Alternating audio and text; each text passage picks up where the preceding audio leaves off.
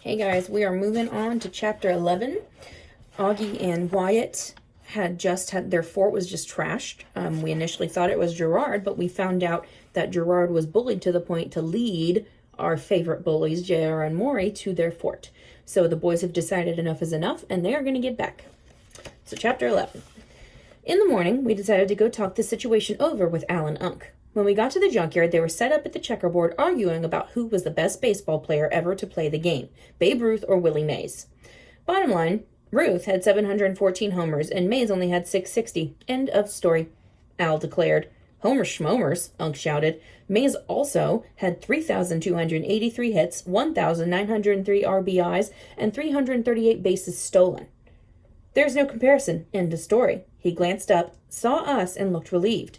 You two tell him. There's no comparing the Babe and Mays. Augie and I looked at each other. Al and Unc could go on about this for hours, but we knew how to get them real riled up. It was impossible to resist. Forget those old guys, said Augie. Barry Bonds was the best hands down. He had 762 home runs. Yeah, but Roger Clemens was better than Bonds. Come on, 354 career wins, I said. Al and Unc looked at us with outrage, just as we'd known they would. Couple of dopers, Al said with disgust. They don't even belong in the same conversation we're having here. Unc shook his head and looked at Augie mournfully. I never thought I'd see the day when my own nephew would stand up for a couple of low-life cheaters who just about ruined the game. I'm very disappointed, Augie, very disappointed. Augie started laughing then, and I did too. We're only kidding, Unc, Augie said. Just trying to yank your chain. Unc looked relieved, but Al said, I ought to give you two bums some calluses on your keisters. He pretended to glare at us, but I could tell he was enjoying the joke. So, Augie said, here's the deal. It wasn't Gerard who messed with our fort after all. It was JR and Maury, and they'll be back for sure. So we want to be ready for them. Get them to back off. For good, I added. Al nodded approvingly. Gotta do it. But we're having trouble figuring out how, I said. Al thought for a minute. I have one word for you, he said. What's that? I asked. He said something, then folded his arms over his stomach, smiling with satisfaction. That's 2 words, I said. Al held up his hands, palms out, and looked at me with annoyance. Okay, Mr. Smarty Guy, 2 words. Sorry, I said quickly, what you said, those things, what are they? Al looked disgusted. Kids today don't know nothing, he muttered. Easy now, Al, Unc protested. They're 11. They never went to Nam. Yeah, I suppose, Al admitted grudgingly. To Augie and me, he said, well, don't expect me to spell out everything. Use your noggins. Use that intercom you kids are so crazy about. I looked at Augie confused. Augie grinned. He means internet, he said in a low voice, I think. Yes, said Unc, his face brightening. Goggle it. I hear you can find anything that way. I was confused again, but only for a second. Then I smiled. Yeah, Google's awesome.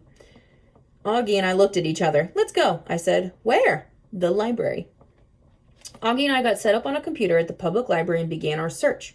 We spent a lot of time on the computer, and I used to when I'm home at my mom's, and I've gotten pretty good at finding what I want.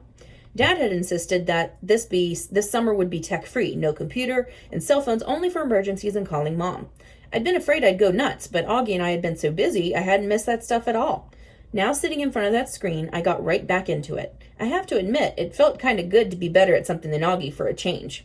Starting with that tip from Al, we checked out a lot of different sites. We kept on reading, looking at pictures. Augie started getting excited. Hey, we can do this stuff, no problem. I nodded. I was getting excited too. Possibilities were already forming in my head. All we'd need was a nudge in the right direction. We got some wicked good ideas. Using a piece of scrap paper and one of those stubby little pencils you only see in libraries, I made a list of things we're going to need. I filled 4 pieces of scrap paper with notes. We finally had the makings of a real plan. This is going to totally mess with their minds, said Augie. Roger that, I said. I thought the circumstances called for some of the official-sounding military language we'd been reading online. Our mission is to create panic, fear, and humiliation in the enemy, leading to the flight and utter defeat. Of course, we will be aided in this enterprise by the element of complete surprise. I paused and added, we didn't start this, but we are going to finish it. Augie looked impressed. Yeah, like you said. He raised his hand and we grinned and high-fived. The lady at the checkout desk looked over at us and raised an eyebrow, but she smiled when we walked by. Did you boys find everything you needed? She asked. You bet, I said. All right, on to chapter 12. Thanks, guys.